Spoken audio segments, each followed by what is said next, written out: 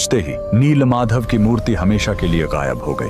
भगवान अपने भक्त विश्ववसु के साथ हुए धोखे और राजा के घमंड से नाराज थे। राजा ने रोकर माफी मांगी और अन्न जल त्याग दिया। तब आकाशवाणी हुई, मैं अब उस पत्थर के रूप में नहीं मिलूंगा, अब मैं समुद्र तट पर एक लकड़ी के लट्ठे के रूप में आऊंगा। कुछ समय बाद पुरी के समुद्र तट पर एक विशाल अद्भुत लकड़ी का लट्ठा तैरता हुआ आया। राजा समझ गए कि यही भगवान का नया रूप है। उन्होंने तुरंत आदेश दिया कि इस पवित्र लकड़ी से भगवान की मूर्ति बनाई जाए। लेकिन समस्या यह हुई कि वह कोई साधारण लकड़ी नहीं थी। जैसे ही राज्य के बड़े बड़े कारीगर उस पर छेनी हथौड़ा चलाते, उनके औजार ही टूटकर बिखर जाते। उस दिव्य लकड़ी पर खरोंच तक नहीं आ रही थी। तब स्वयं भगवान विश्वकर्मा एक बूढ़े शिल्पकार के रूप में आए। उन्होंने कहा, मैं इससे मूर्ति बनाऊंगा, लेकिन मेरी एक शर्त है, 21 दिनों तक कमरा बंद रहेगा। अगर बीच में दरवाजा खुला तो मैं काम छोड़कर चला जाऊंगा। राजा मान गए।